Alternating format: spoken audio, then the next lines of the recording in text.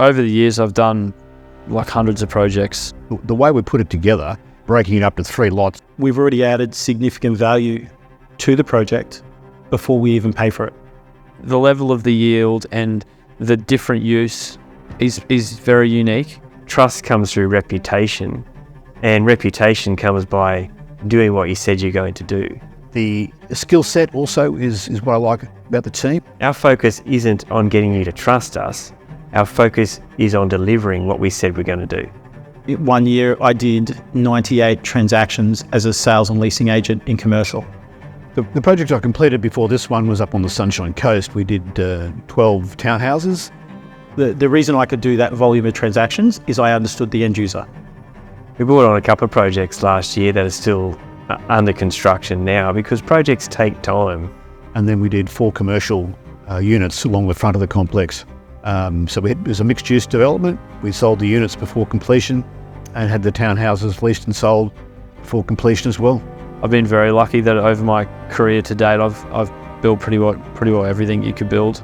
In our current project at Arana Hills, we are sitting down with the end users to discuss the design of the building, to make sure that we're designing something that is fully functional for them. The Arana Hills project is simply an extension of other things that we've been involved in the past. Of course, sitting there from a NorthRock perspective, the ability for us to look through to the property development component of the project and have a clue of what the guys are talking about is a very handy skill to have as a fund manager. NorthRock liked the Arana Hills project for a couple of reasons. The first was the concept of having a pre-existing tenant to take over a massive chunk of the lease, the ability for us to enter into commercial negotiations very early to take a big chunk of the project out with the self-storage as well. What I like working about in the team is the depth of knowledge, the skill sets that we cover. There's a specialty in every compartment of each project. So when I don't have an answer for something, I can go to another team member and work with them and get a solution. We really cover all bases. That's the reason why we like Arana Hills. It's very neat in terms of the user base that we're trying to appeal to. Because ultimately it is a collaboration.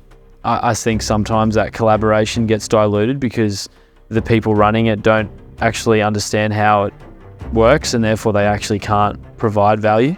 People always look for headline numbers with projects, things like how long do they take and is it taking a year or what? Well, some of these things take a long time. It can be 18 to 36 months by the time you get in and you do your approvals. You do your construction, and of course then you've got to get your sales done.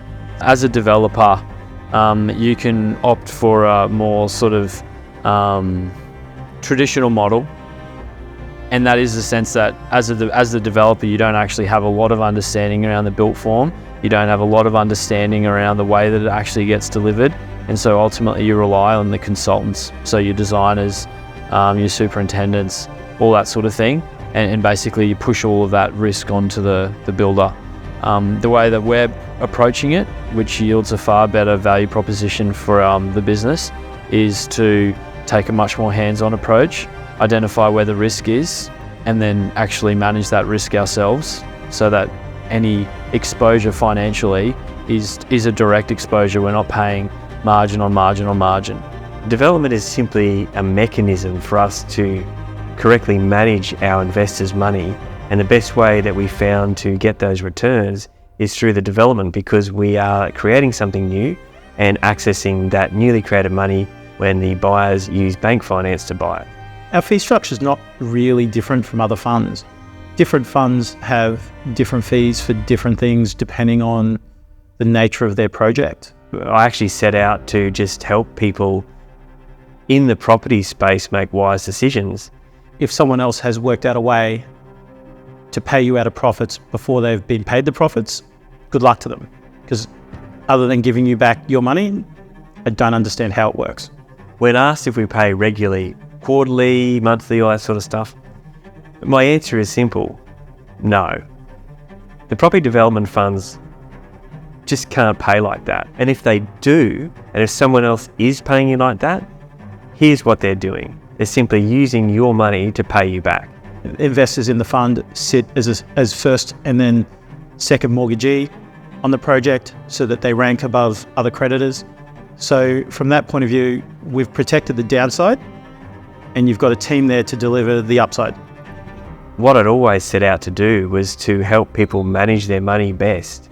And so my entry over the years that formed into funds management was because of my desire to see people manage their property well, and by default, that meant manage their money well. And by managing their money well, then they're going to have superior outcomes. And that led to the creation of NorthRock Investments and our funds management division.